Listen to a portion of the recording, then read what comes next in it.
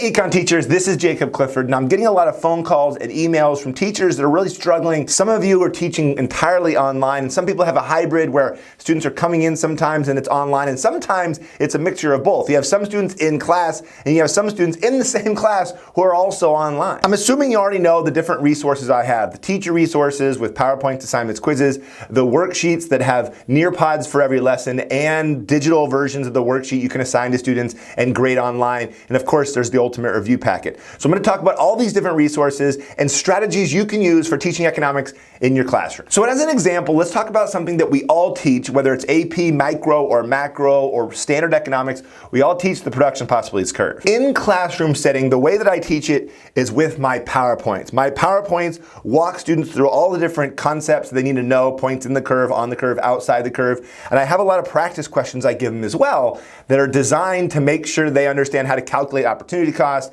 how to draw the graph, how to shift the graph. Now in class, my students actually didn't take a lot of notes. Instead, I had them fill out the study guide that comes with the ultimate review packet. As you may have heard me say before, I'm a huge fan of giving students something to do while you're actually teaching them, some sort of guided practice.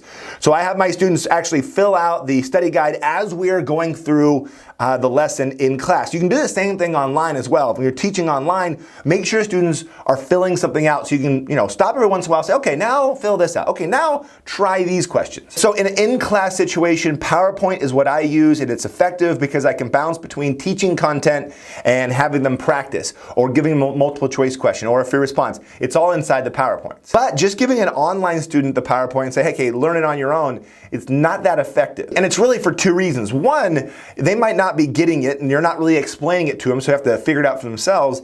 And two, you can't tell if they actually did anything because it's PowerPoint. There's no feedback, there's no assessment. So if you have to teach in any other model other than in-class instruction, I suggest moving off PowerPoint and moving to Nearpod. When you set up a Nearpod, you can give students a code where they can access it, and as you're showing them the slides, you can put in different things that are more engaging. So you have some matching questions, or you have some things where students have to actually draw the graph or do the calculations, or multiple choice questions. That stuff can all be worked in a Nearpod. And the best part is you can have students do it live with you, like in a Zoom session, or you can have students do it as a student-paced version. So giving students a Nearpod instead of a PowerPoint is better because then you get a report to see if students actually did it. That's gonna make sure they're actually accountable for what they're supposed to learn. And the great news is I've already made Nearpods for every single topic in AP Macroeconomics, AP Microeconomics, Standard Economics, and now AP Government. These all come with the worksheets, and the link is in the description below. Whether you get my Nearpods or not, I still suggest you move away from PowerPoint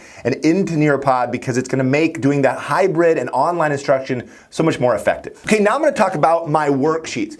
In an in-class situation, I would give my students worksheets in class, so paper copy of the worksheets, and we do it together or they do it in pairs. It's the most effective way to verify they're actually getting it, and I can walk around, I can help students. I very rarely gave worksheets or practice fair responses as homework because a lot of times students cheat. They'll go with their friend at lunch and they'll fill out the answers, but they never actually learn anything. So if it's important and students have to understand it, we're going to do it in class. But of course, online, it's a lot harder to do PDFs, so instead, you have my digital versions of the worksheets. What I would do with my students, if it was online instruction, is I'd have a Nearpod set up and I'd tell the students ahead of time, okay, I want you to watch this video of Clifford explaining the production possibilities curve. So flip model, have the students watch the video first on their own time. Then for our online class, I'd open up the Nearpod, get the students in there, go through some of the slides, verify they're actually getting it, and then you move on to the practice, to the worksheets or the fair responses. The key to engagement is getting students to do something. Here's the link to this worksheet, or you can actually embed the digital worksheet inside the Nearpod. So this first worksheet, it sets you up with a production possibilities chart. It's got chips and pretzels. Ideally, you can have them be in small groups in 2s or 3s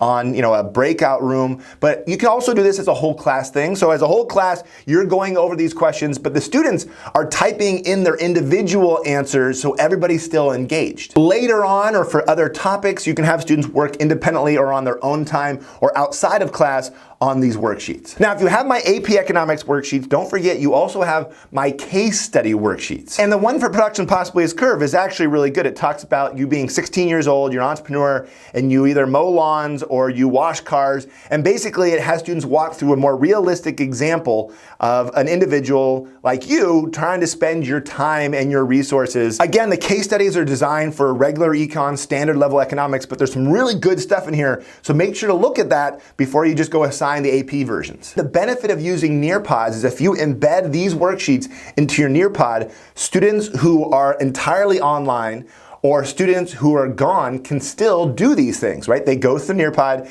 answer the worksheet questions, and they can be just as engaged as the students who are doing this with you live. Okay, I hope this video helped you. I know I focused on the resources that I sell, but really these principles apply to any resources you have out there. Make sure students are doing something. That's the big takeaway here. Thanks so much for watching my videos. Let me know if you need anything. Until next time.